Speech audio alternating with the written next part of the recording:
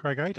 You've got a few people back, front row, back row, left wing. Just run through how good it is to have them back and the state of fitness of them all. Yeah, well, probably firstly, just to cover off the concussions that we've had. We had 3 last week. So in terms of the 2 Wills, Will Griff-John and Will Rowlands, both were ruled out within our own medical group and coaching group. So the short turnaround, we didn't pursue that one at all.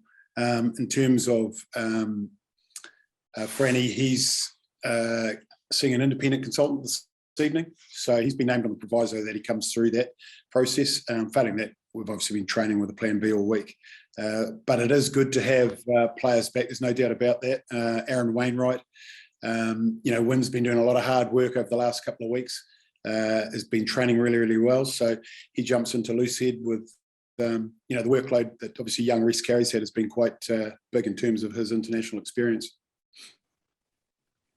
So what is plan B? Does that involve Wyn Jones moving over to the tight head if need be? We've got a couple of options. That is one of them, yeah. And obviously Dylan Lewis is there. So we have the opportunity, if need be, to bring somebody else in. Around about half of this team and a couple more of the bench have had injury and fitness issues through this campaign. Just how fit is everyone for this final game? Yeah, look, it's been a challenging week for the players, management. It's been 3 big, very physical matches at a time in the season where, preparation probably wasn't the best that we would have liked, the players would have liked. And so they've put in a lot of effort in the last 4 weeks. So there's light at the end of the tunnel for the boys. So we've got 1 big match to go. We've given them a good rest this week. So today's the first big training day. Very, very short training week, but we'd like to think that everyone knows their roles. So it's about freshening them up for 1 more big effort. It's going to be pretty physical. You've gone for Seb Davis in the second row. You're obviously short of numbers there. Ben Carter on the bench. Just explain that selection. Yeah, a couple of things really. Seb's been going well. We've been asking him to do a role at 6. Obviously, second row is well known to him, so he's been training well. And with the injury to Will, we felt that he brings a little bit of size and experience. And young Ben will come off the bench at some stage if required, and he's been calling lineouts. So if something happened to Adam, he's the ready-to-go replacement. We also liked what Chris brought to the game last week, full of energy, made a heck of a lot of tackles in a short space of time. And we just think putting him out in another big game will be great for him, and we'll learn a lot more about him, and he'll learn a lot more about this level of rugby. Centre pairing, they're both impressed last weekend. No Jonathan Davis. Just explain the thinking in midfield. Yeah, well, it's probably the last opportunity. I had a good chat with Jonathan. Obviously, he'd love to be out there playing. 90-odd caps and 1 away from 100 test matches altogether combined with the British and Irish Lions. So, look, we know what we know about Jonathan. We wanted to have a look at Willis earlier in the competition. We weren't able to because of the COVID incident. So he came off the bench last week, did a lot, and we want to see him in his first start to see how he goes. So we think he's earned the right to get a start, and Nick played well last week. So we're going to have a look at that combination. What do you make of Australia? They're obviously desperate to avoid a third defeat. It's more than 50 years since they'd have lost to Scotland, England and Wales. So Dave Rennie, someone you also know incredibly well. What do you make of them as opponents this weekend? They'll be very, very dangerous for the reasons that you've just alluded to. And also the fact that Dave Rennie, like any coach, very proud man, and he will want to rectify those losses. But if you look at them on their own, if you look at the game against Scotland, I thought they were desperately unlucky not to have won that game.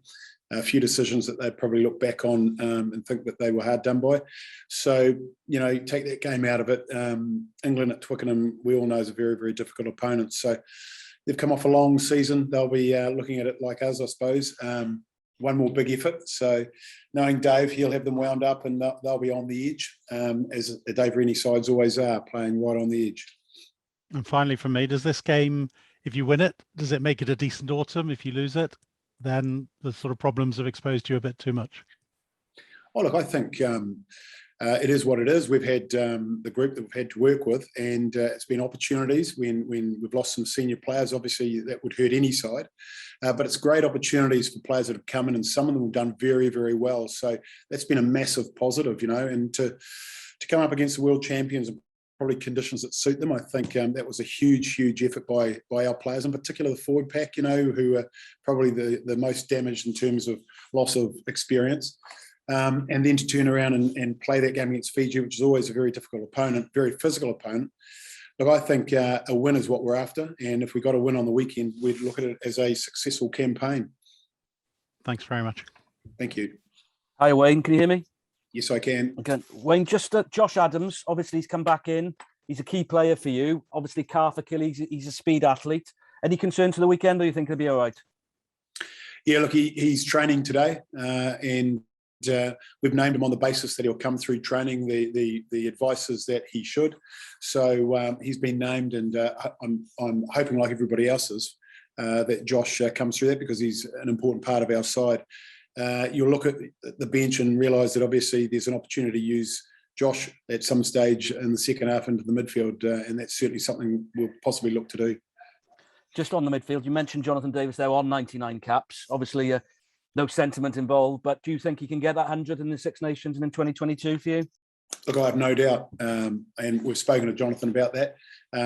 He's hungry.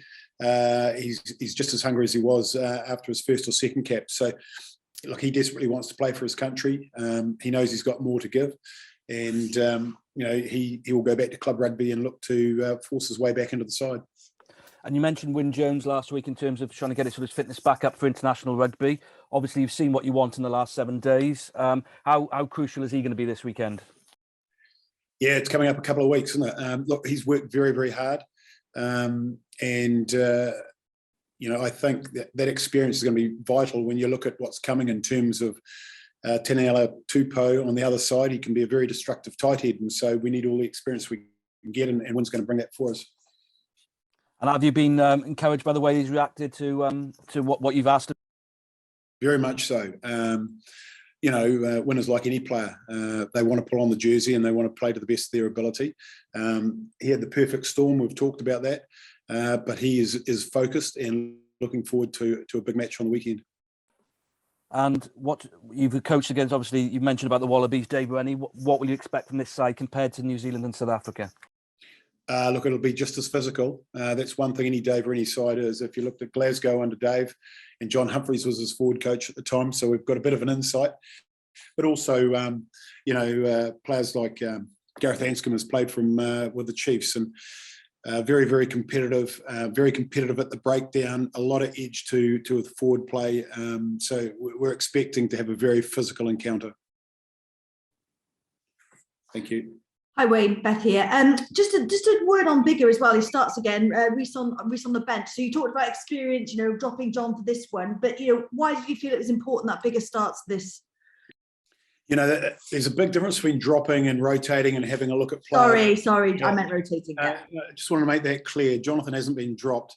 It's an opportunity to have a look at Willis, who we want to look at earlier. So, and we wanted to also look at, and we explained that last week, at Josh at 13. So there's no place for Jonathan on the bench because of the experiment that we want to have a look at. And it's not really an experiment because he's been doing it in training and doing it well. So, that's hopefully that explains that. Yeah, sorry. The question was about Dan, really. Dan. That was bad language from me, so apologies for that. It was more about Dan starting as well. So you still want that experience, in that role on the pitch? Yeah, well, Dan, everyone that has followed Dan's career will know that if he has a game that he's not happy with, you generally get a very good response.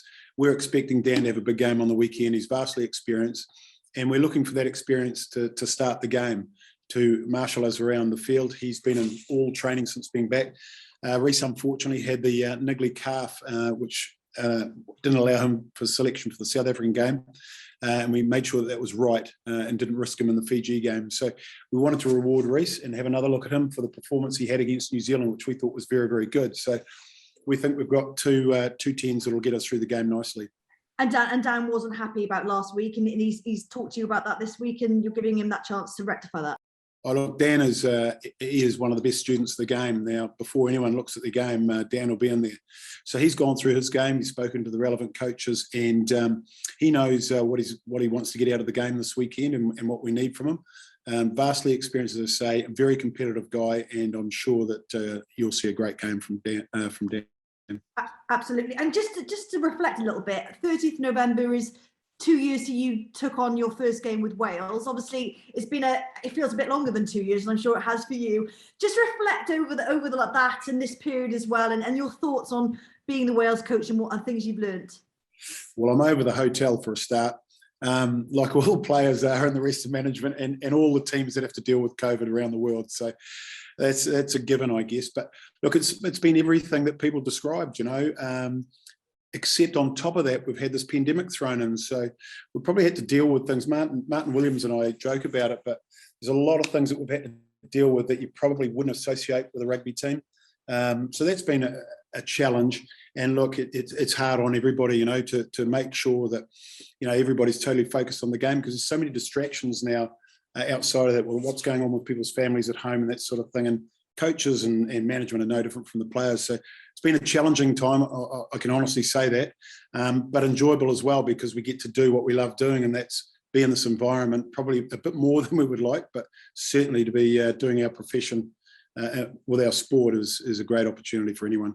I'm guessing the pandemic meant you didn't have people in supermarkets come up to you and disagree with maybe your team selections. You're right. It's just been you guys, so it's been quite nice. Listen, thanks for that. Good luck on Saturday. No problem. Thank you.